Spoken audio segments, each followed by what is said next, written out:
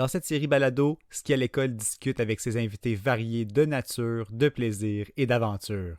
C'est connu, s'amuser à l'extérieur, c'est grandir à l'intérieur. Alors c'est parti, attachez vos bottines, on va se faire ensemble une randonnée parsemée d'histoires inspirantes. En route pour Capitale Plein Air. Bienvenue à ce 18e épisode de notre série balado. Mon nom est Benoît Hudon de Ski à l'école. Qui n'a pas déjà rêvé de prendre le large, de hisser la grande voile, de se laisser littéralement guider par le vent? Comment passer du rêve à la réalité? En écoutant Laurence Pagé nous raconter l'ABC des sports de voile. Il y a de magnifiques endroits au Québec pour s'initier à cette activité, plus accessible pour s'initier que l'on pourrait le croire. Tombée très jeune dans la marmite de la voile, Laurence nous détaille sa passion, son rôle chez Voile Québec, la mission de cette belle organisation et nous rappelle qu'être sur l'eau, c'est une connexion tout à fait unique avec les écosystèmes. Bonne écoute! Vivre un trip de plein air éducatif, unique et gratuit, ça vous intéresse? Eh bien, faites comme moi et participez au programme du Corps canadien de conservation, une expérience tout simplement incroyable qui dure 4 mois, tout frais payés, pour les 18 à 30 ans. Au menu, la découverte du Canada, des certifications en plein air et une connexion totale avec la nature. Apprenez-en plus sur canadianconservationcorps.ca. Je vous dis de mon côté, ça a changé ma vie.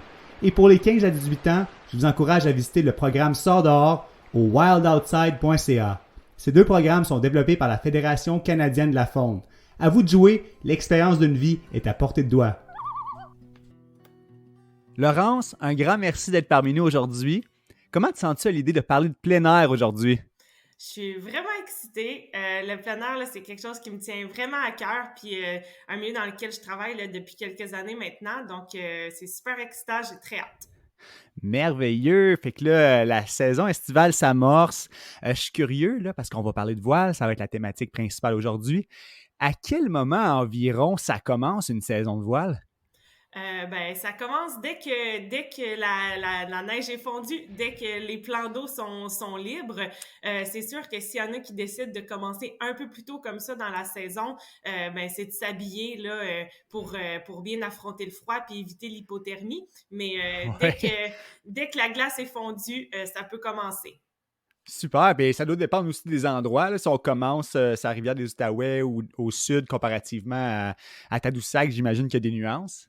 Ah oui, évidemment. Là. C'est sûr que dans le coin de l'Outaouais, par exemple, ça va fondre avant Tadoussac. Donc, ça dépend évidemment. Là. Puis, il y a d'autres endroits dans le Canada où est-ce qu'ils font de la voile pendant toute l'année. Fait que ça dépend vraiment d'où est-ce qu'on est. Mais si on n'est pas trop frileux, là, dès le mois de mai, en fait, on peut commencer. C'est le bon moment. Merveilleux. Puis là, toi, tu nous parles de où actuellement? De la Rive-Nord de Montréal. C'est là que j'habite maintenant. C'est là que tu habites. Et les bureaux de Voile Québec sont pas loin. Oui, c'est ça. Fait que les bureaux de Voile Québec sont avec toutes les autres fédérations sportives au stade olympique présentement. OK. Et c'est ça, là, j'imagine que vu que c'est au stade olympique, vous n'êtes pas une marina, il n'y a pas de bateau là-bas. Est-ce que vous agissez plutôt comme tour de contrôle de ce qui se passe dans l'univers de la voile?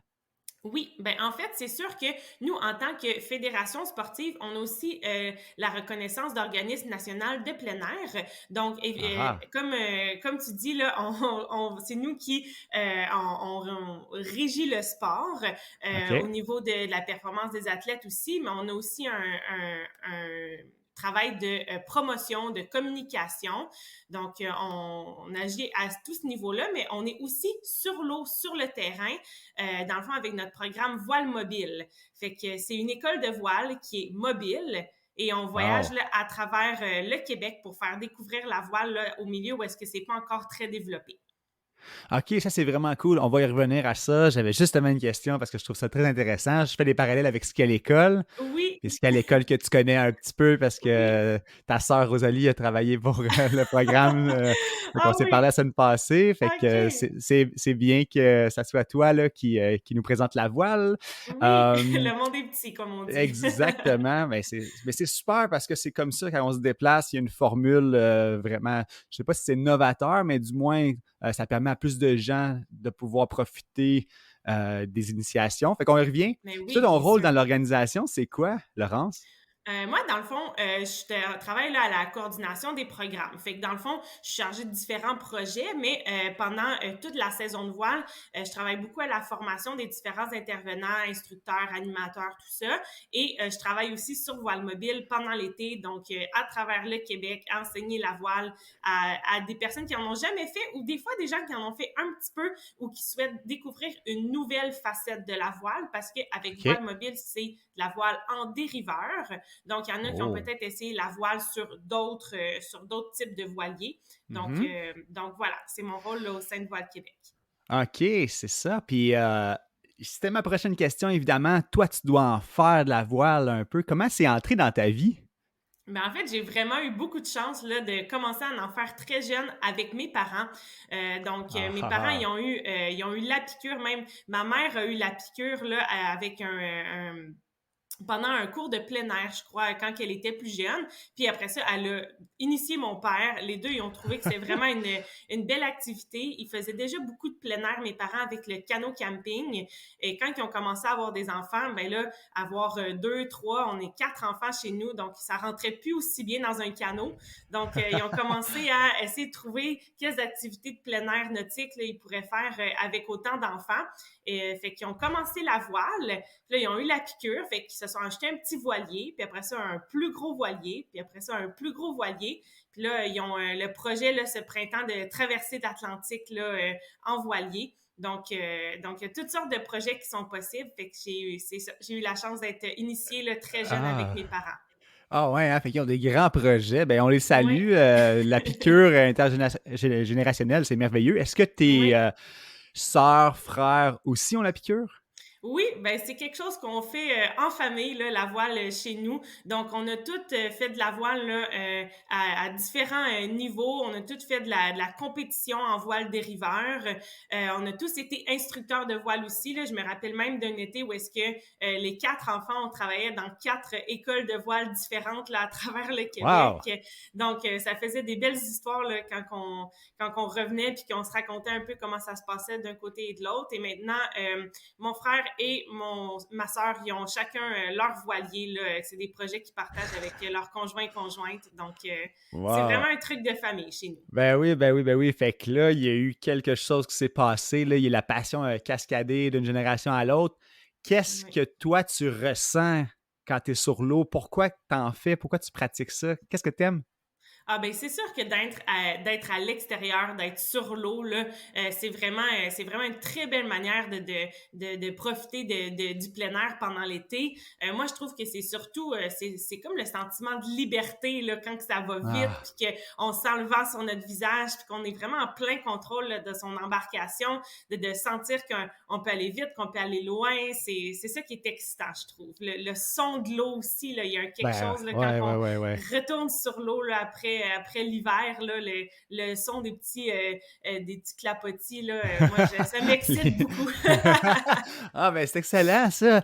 C'est clair que la relation avec les éléments, c'est autre chose que quand on fait des activités terrestres. Ta relation avec la nature, elle doit être ben, c'est ça, particulière au monde nautique.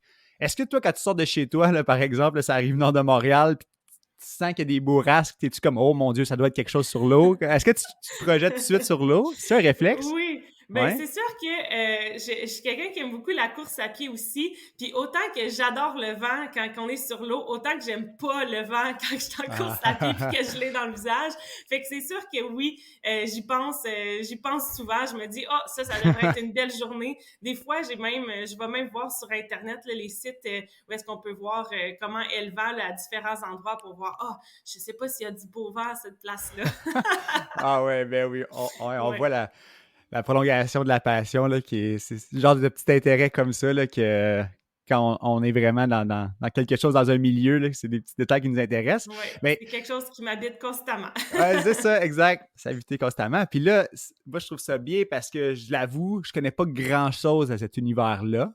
Alors moi, c'est sûr que je ne vais pas en ligne pour voir les vents à quelconques endroits, mais j'aimerais ça un jour peut-être pouvoir le faire. Fait que, est-ce que tu peux nous donner juste un mini résumé 101 de ce que c'est la voile? Qu'est-ce qu'on entend par voile? Là, tu m'as mentionné un type d'embarcation, tu faisais la compétition avec, là, les dériveurs.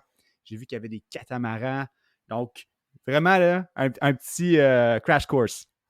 Ben, en gros, on pourrait séparer là, la voile en deux principales catégories, la voile légère et la voile croisière. Donc, la grosse différence, ça va être vraiment le type d'embarcation là, OK. dans lequel on va pratiquer la voile.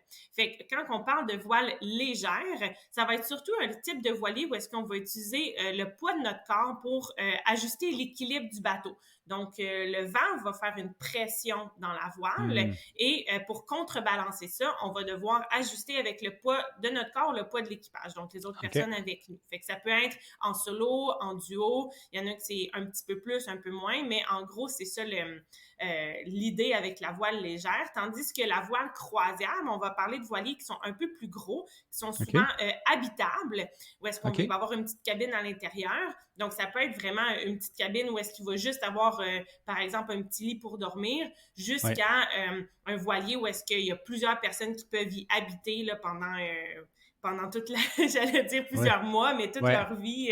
Il y en a qui passent beaucoup de temps là, sur ces voiliers-là à traverser l'océan, à traverser, à parcourir le monde.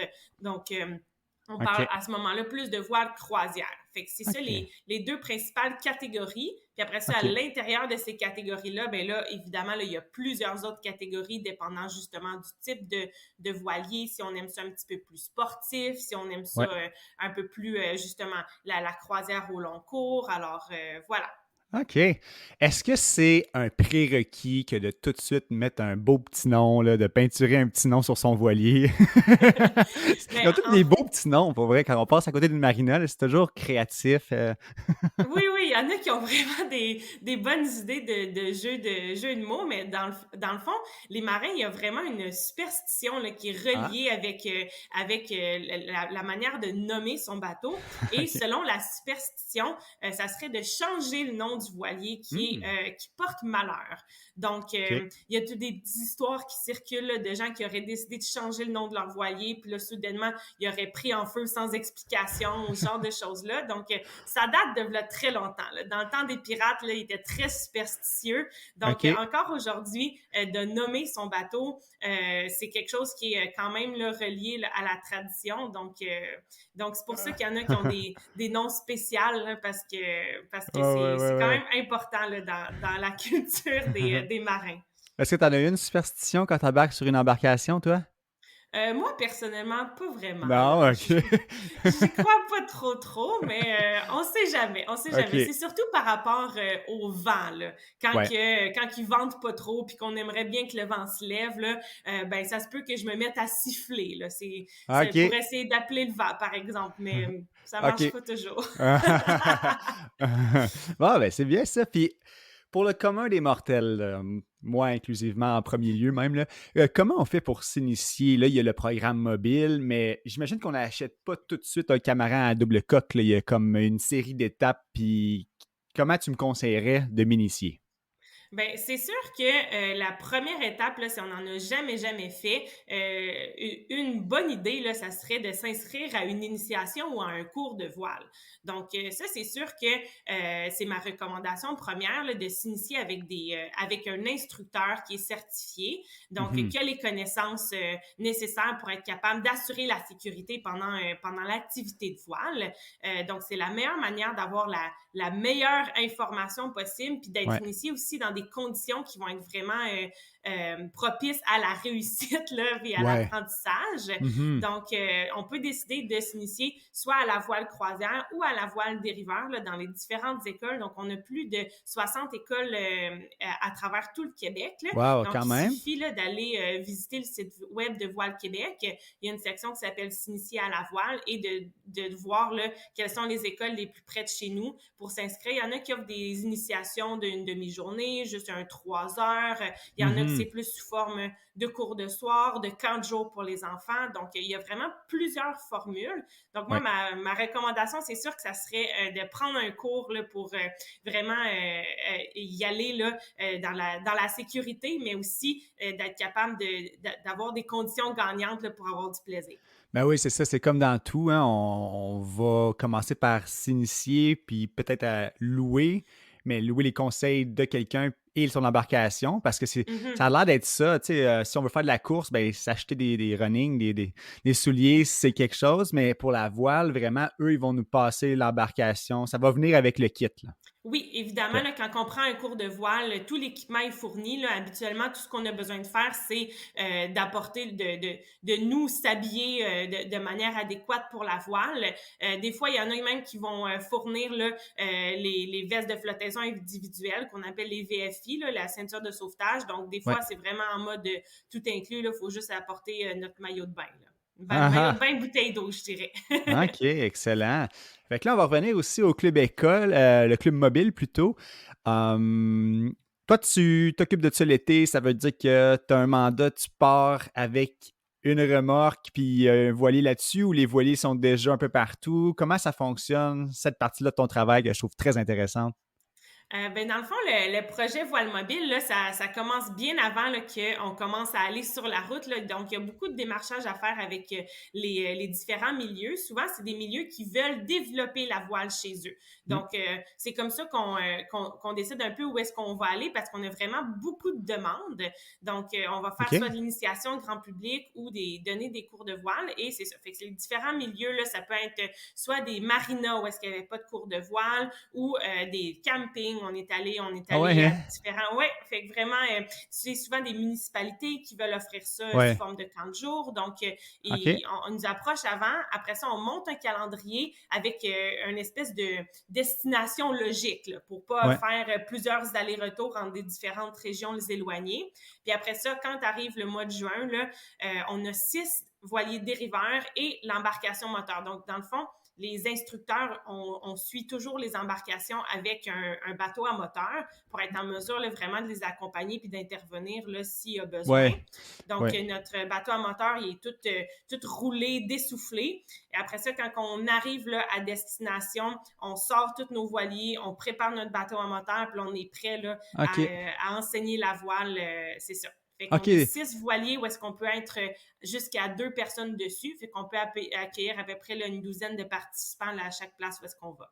Ah, ouais, c'est cool ça. Fait que là, tu te déplaces vraiment avec tout ça. Oui, Euh, dans une tu grosse gonnes remorque. une grosse remorque, ben, c'est quand même assez. C'est le fun là, comme, Oui, oui, oui. comme setup. C'est Oui, super. oui. Et ça prend nécessairement rivière ou fleuve ou ça se pratique sur des lacs, ça? Ça se pratique sur vraiment n'importe quel plan d'eau. Là. On n'est vraiment OK. pas très difficile. Tout ce qu'on a besoin, c'est d'avoir un accès à l'eau. Donc, soit une descente à bateau ou soit une plage. Ouais. Donc, la seule chose avec les voiliers, c'est que ça demande quand même une certaine profondeur parce que OK. il y a ce Oui. qu'on appelle la dérive en dessous qui va nous aider à avancer en ligne droite puis à contrôler un peu plus l'équilibre. Oui. Donc, cette dérive-là, elle peut être jusqu'à 2-3 pieds là, de Ouais. profond. Fait que c'est la seule chose qu'on a besoin, c'est d'un petit peu de profondeur. Oui. Mais à part ça, dès qu'on a une flaque d'eau assez grande pour mettre le bateau dedans, là, on n'est pas vraiment plus difficile que ça. Fait que ça se fait, oui, très facilement sur plusieurs lacs là, où est-ce qu'on est allé. Excellent. Ben, dans la province qu'on est aussi, avec tout l'or bleu, notre réseau hydrique, ça doit être un vrai paradis, le Québec? Oui, vraiment. Le Québec, c'est vraiment une très belle place pour pratiquer la voile. Là. Il y a vraiment, on peut le pratiquer là, vraiment à travers tout le Québec. C'est sûr que le fleuve Saint-Laurent, c'est c'est vraiment spectaculaire là, de faire de la voile là, à travers là, toute la faune marine, là, que les petits Ouais. phoques qui vont sortir leur tête à côté du bateau. L'eau est très claire, fait qu'on peut facilement là, repérer les étoiles de mer, les oursins, là, Wow. même à plusieurs pieds de profondeur. Donc, c'est sûr que c'est très, très intéressant, mais l'eau est aussi plus froide. Ouais. Donc, c'est sûr qu'il faut s'habiller en conséquence par rapport à certains lacs et rivières là, où est-ce que l'eau est beaucoup plus chaude là, pendant l'été. Ouais, c'est ça, parce que si tu prends une bonne vague et ça te gicle dessus, on peut rester assez surpris, là. J'imagine que ça, ça dresse les dit un poils. petit peu, c'est ça. Il faut être prêt. Ben, c'est sûr que si on est rendu sur le fleuve, je pense pas à les m'initier là. Alors, si on est rendu là, j'imagine que ça prend quand même. Est-ce que vous faites des initiations sur le fleuve? Tiens, je vais poser la question. Ou ça Ben se oui, passe vraiment dans une zone plus contrôlée, dans une petite rivière? Ben, tout est possible, en fait. Ah oui? Avec Voile Mobile, d'ailleurs, là, l'année passée, on a passé une dizaine de jours à Baie-Comeau. Donc, OK. à Baie-Comeau, c'était vraiment direct sur le fleuve. Donc, il fallait prendre en compte les marées, le vent, la brume, tout ça. Donc, c'était quand même une belle expérience, mais c'est quand même possible de le faire. Je dirais que peut-être que les fenêtres d'opportunité sont un peu plus réduites que sur un lac ou une rivière où est-ce que la température va être comme... Par exemple, on voudrait pas que le vent devienne trop fort et que les vagues deviennent trop fortes. Donc, ça serait Oui. ça le principal enjeu là, sur les plans d'eau qui sont plus grands, où est-ce que la vague peut monter plus rapidement puis devenir Ouais. plus dangereuse. Mhm. Mais je dirais que c'est le seul enjeu. Là. Donc, oui, c'est tout à fait possible de s'initier sur le fleuve. Il faut juste être un petit peu plus au courant là, Ouais. des enjeux, mais quand on est encadré là, dans une école de voile, il n'y a aucun problème. Ben, c'est ça, là. Je sens qu'on peut te faire confiance pour ça. Ta plus belle sortie ou une grande aventure, est-ce que tu peux nous en compter une? Ah, il y en a plusieurs. C'est sûr que j'ai eu des très belles expériences là, quand j'étais en régate là, avec mon équipière. Là. Donc, j'avais vraiment l'habitude de courser en 420. Donc, c'est un petit voilier dériveur qui mesure 4,20 m, qui se dirige à deux. OK. Donc, on participait là, à des différentes régates là, ensemble, là, c'est sûr que c'était vraiment très excitant. Il arrive toujours toutes sortes d'aventures où est-ce qu'on on perd de l'équipement, où on tombe dans Ouais. l'eau, puis que là, c'est spectaculaire d'essayer de rembarquer dans le bateau et quand même terminer la course à temps. Donc, Ouais, c'est ouais, sûr ouais. que différentes activités comme ça, c'est sûr que ça m'a marqué. Ou simplement, là, une petite sortie là, en voilier avec mes parents où est-ce que autour de Tadoussac là, où est-ce Hmm. que c'est assez calme pour qu'on entende le souffle des baleines et qu'il y a Wow, ouais. quand il y a des baleines qui viennent quand même proches, donc on arrête les Oui. moteurs, on baisse les voiles, on fait juste se laisser dériver, puis on observe les baleines. Donc ça aussi, là, c'est des très belles expériences là, que je garde en mémoire. Ben, wow, ben c'est clair. Est-ce qu'on peut sauter là-dedans, justement? On va aller parler un peu de faune parce que quand on voit des baleines, des phoques ou quelconque autre forme de vie à proximité, est-ce qu'on a un code de conduite comme plaisancier ou adepte de voile qu'on doit respecter?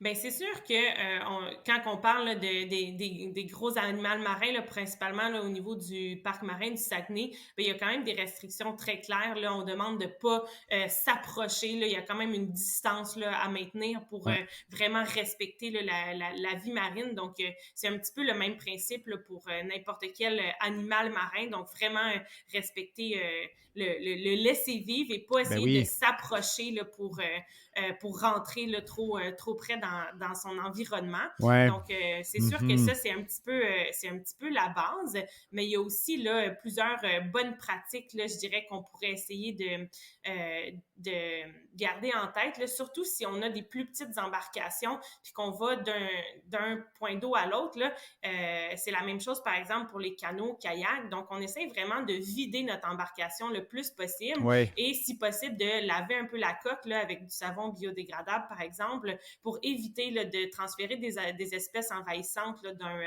d'un point d'eau à l'autre. Des petites Donc, algues ou des choses comme ça? exactement. Donc, OK. il y a différentes espèces, que ce soit des espèces de moules ou coquillages ou même des petits Hmm. poissons là, qui pourraient facilement là, être implantés, par exemple, dans un petit lac. Puis OK. après ça, vraiment venir envahir l'écosystème puis tout déranger ça. Donc, c'est sûr que ça, c'est un peu la base là, quand on a des plus petites embarcations, que ce soit la voile ou Ouais. d'autres embarcations nautiques qu'on essaie de garder en tête. Ouais. Puis sinon, bien évidemment, là, quand on est aussi près de l'eau, ben on essaie de la garder propre, la garder en Ouais. santé, parce qu'on comprend assez vite que quand on est dedans à longueur de journée, ben si l'eau est propre et en santé, ben nous aussi, ça va nous garder Mais en c'est ça. santé.